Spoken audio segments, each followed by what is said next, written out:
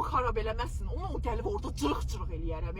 Sən nə danışırsan? O pul, o dedi mənə bir ay möhlət verdim. Dedi ondan sonra 2 həftə möhlət ver, onu da verdim. 5 gün, 3 gün fırladır, ora bura vermir. Niyə?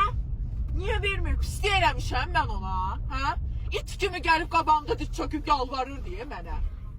Soskuya bax, sən gündə bir restoranda bilə şot verən olub, getsin əlinə bir tursiya alsın, ondan sonra gəlib danışsın. Tursiya ala bilmir, gedib orada burada şot verir. Mən pulunu toxusun, mən bilmərəm. Yemək istirdi, Allah yeyəcək, hə? Yer. Hə? Nömrəsindən zəh vuram, zəh çatmır. Ha, zəh çatmır. Mən bilmirəm, zəh çatmır. Bilmirəm öyrədiblərmi, yoxsa niyə heç bloka da atmayıb. Mənə promoy zəh çatmır. Xanım, çatmışıq. Nə? Çatmışıq. Bir dəqiqə gözlə. Gözlə zəh vururam, gözlə. Gözlə.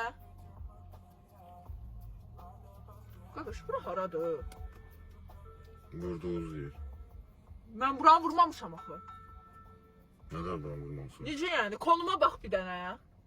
Əsəbləşdiyim vaxtı da səhv yerə gətirmisən. Ayağım bir dənə yanın gözlüyün. Gözləyirəm, deyil.